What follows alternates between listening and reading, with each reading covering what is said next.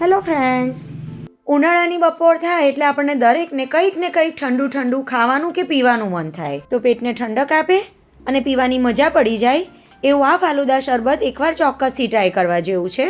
અને બનાવવામાં તો એટલું સહેલું છે ને કે રેસીપી જોઈને તમને એમ લાગશે કે ફાલુદા ઘરે બનાવવું આટલું સહેલું હતું અને અમે અત્યાર સુધી બહારનું જ પીતા હતા. તો હું છું નિરાલી અને નિરાલીસ કિચનમાં તમારું સ્વાગત છે.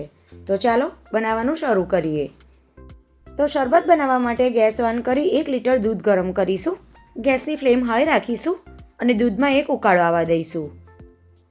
લગભગ 4 મિનિટમાં જ તમે જોઈ શકો છો કે દૂધમાં એકદમ સરસ ઉકાળો આવી ગયો છે અને દૂધમાંથી ધુમાડા નીકળવા લાગ્યા છે. તો આ સ્ટેજ પર મીઠાશ માટે આપણે એમાં 4 ટેબલસ્પૂન જેટલો સાકરનો પાવડર ઉમેરીશું. આખી સાકર કરતાં પાવડર જલ્દી ઓગળી જાય. તમે ખાંડ પણ ઉમેરી શકો છો. અને આ શરબતમાં આપણે આગળ રોઝ સિરપ પણ ઉમેરીશું અને એમાં પણ ખાસી એવી મીઠાશ હોય છે એટલે અત્યારે મેં 4 ટેબલસ્પૂન જેટલો સાકરનો પાવડર ઉમેર્યો છે. તેમ છતાં તમે તમારા ટેસ્ટ પ્રમાણે જેટલું મીઠું ખાતા હોય એ પ્રમાણે મીઠાશ પ્લસ માઇનસ કરી શકો. હવે સાકરનો પાવડર દૂધમાં એકદમ સારી રીતે મિક્સ થઈ ગયો છે. તો હવે આ ટાઈમે આપણે એમાં અડધો કપ અને વજનમાં 50 ગ્રામ જેટલી વર્મીસીલી સેવ ઉમેરીશું. આ સેવ ઇઝીલી તમને માર્કેટમાં કોઈ પણ ગ્રોસરી સ્ટોરમાં મળી રહેશે. શેકેલી અને શેક્યા વગરની આમ બંને સેવ માર્કેટમાં મળે છે. મેં અત્યારે શેક્યા વગરની જ ઉમેરી છે. ગેસની ફ્લેમ સ્લો રાખી વચ્ચે વચ્ચે આ રીતે મિક્સ કરતા રહીશું જેથી તળિયે બિલકુલ જ ચોંટે નહીં. હવે શરબતમાં રીચનેસ આવે અને એકદમ સરસ ક્રીમી બને એના માટે 1 ટેબલસ્પૂન જેટલા કોર્નફ્લોરને અડધો કપ જેટલા ઠંડા દૂધમાં પલાળી દઈશું. કસ્ટર્ડ પાવડરને હંમેશા ઠંડા દૂધમાં પલાળવાનો. દૂધ સહેજ પણ ગરમ ના હોવું જોઈએ અને બિલકુલ જ લમ્સ ના રહે એ રીતે મિક્સ કરી લેવાનું. તો કસ્ટર્ડ પાવડરવાળું મિશ્રણ આપણું તૈયાર થઈ ગયું. આ તરફ 4 મિનિટ પછી તમે જોઈ શકો છો કે દૂધમાં એકદમ સરસ ધુમાડા નીકળવા લાગ્યા છે. હવે આપણે એમાં જે સેવ ઉમેરી છે એ કૂક થઈ ગઈ છે કે નહીં એ ચેક કરી લઈએ. આંગળી અને અંગૂઠાથી એકદમ ઇઝીલી મેશ થઈ જાય છે. મીન્સ કે સેવ આપણે કૂક થઈ ગઈ છે. તો તૈયાર કરેલું કસ્ટર્ડ પાવડરવાળું મિશ્રણ ઉમેરી દઈશું. કસ્ટર્ડ પાવડર ઉમેરવાથી દૂધમાં એકદમ સરસ થિકનેસ આવે છે અને એનાથી જ આપણું શરબત એકદમ સરસ ઘટ્ટ અને ક્રીમી બનશે. 1 લીટર જેટલા દૂધમાં 1 ટેબલસ્પૂન જેટલા કસ્ટર્ડ પાવડરનું માપ એકદમ પરફેક્ટ છે. પણ કસ્ટર્ડ પાવડર ઘરમાં અવેલેબલ ના હોય તો 1 ટેબલસ્પૂન જેટલો કોર્નફ્લોર પણ ઉમેરી શકાય. અને આ બંને વસ્તુ જો તમારે ના ઉમેર્યું હોય તો દૂધને થોડું વધારે ઉકાળી લેવાનું.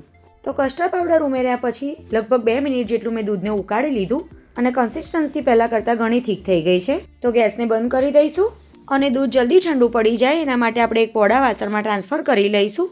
પંખા નીચે સતત આ રીતે મિક્સ કરતાં રૂમ ટેમ્પરેચર પર આવી જાય ત્યાં સુધી ઠંડુ કરવાનું છે. તો 3 થી 4 મિનિટ પછી તમે જોઈ શકો છો કે દૂધમાંથી નીકળતા ધુમાડા બંધ થઈ ગયા છે અને મિશ્રણ આપણું આંગળીથી ટચ કરી શકીએ એટલું ઠંડુ થઈ ગયું છે. ત્યારે આ સ્ટેજ પર આપણે એમાં 2 ટેબલસ્પૂન જેટલી બદામની કતરણ, 2 ટેબલસ્પૂન જેટલી પિસ્તાની કતરણ અને 1 ટેબલસ્પૂન જેટલા પાણીમાં પલાળેલા સબ્ઝા એટલે કે બેઝિલ સીડ્સ મેં ઉમેરી દીધા છે. હવે ફાલુદાના એકદમ સરસ કલર અને ફ્લેવર માટે 6 ટેબલસ્પૂન જેટલું રોઝ સિરપ લીધું છે એ એમાં ઉમેરી દઈશું અને બધી જ વસ્તુને એકદમ સારી રીતે મિક્સ કરી લઈશું. તો બધી જ વસ્તુ મિક્સ થઈને ફાલુદા શરબત બનીને તૈયાર થઈ ગયું. અને અત્યારે તમને જેની કન્સિસ્ટન્સી દેખાઈ રહી છે એ ઠંડુ થયા પછી વધારે ઘટ્ટ થશે. હવે આ શરબતને ઠંડુ કરવા માટે આપણે એમાં કોઈ આઈસ ક્યુબ્સ નથી ઉમેરવાના. એનાથી શરબતની કન્સિસ્ટન્સી પાતળી થઈ જશે. તો ઠંડુ કરવા માટે આપણે એને ફ્રીઝમાં મૂકી દઈશું. તો 2 કલાક માટે મેં એને ફ્રીઝમાં રહેવા દીધું હતું. હવે ઠંડુ થયા પછી તમે એની કન્સિસ્ટન્સી જોઈ શકો છો. પહેલાં કરતાં ઘણી ઘટ્ટ થઈ ગઈ છે અને સુપર ટેસ્ટી ઠંડુ શરબત બનીને તૈયાર થઈ ગયું છે. તો ફ્રેન્ડ્સ, ઠંડુ થવાનો સમય બાદ કરતાં 8 થી 9 મિનિટમાં શરબત બનીને તૈયાર થઈ જાય છે. બજાર કરતાં ઘણું સસ્તું અને ચોખ્ખું શરબત આ રીતે તમે ઘરે જ બનાવી શકો છો. હવે આ ઠંડા ફાલુદાને આઈસ્ક્રીમ સાથે સર્વ કરી લઈએ. તો છે ને, જોતાં જ પીવાનું મન થઈ જાય એવું આ શરબત ઘરે બનાવવું એકદમ સહેલું.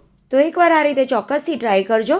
મારી ગેરંટી છે કે તમે એકવાર જો આ રીતે બનાવી લીધું ને તો બહારનું ફાલુદા તો તમે ક્યારેય નહીં લાવો. ઠંડા ફાલુદાને પિસ્તાની કતરણ અને ચેરીથી ગાર્નિશ કરી લઈએ અને બસ ઠંડુ આ ફાલુદા શરબત સર્વ કરવા માટે બિલકુલ તૈયાર છે. તો ફ્રેન્ડ્સ, કેવી લાગી તમને આજની આ ફાલુદા શરબતની રેસીપી સારી લાગી હોય તો વિડીયોને લાઇક કરજો, શેર કરજો અને આવી જ બીજી નવી રેસીપી જોવા માટે નિરાલીસ કિચનને સબસ્ક્રાઈબ કરજો. તો ફરી મળીશું એક નવી રેસીપી સાથે. આવજો.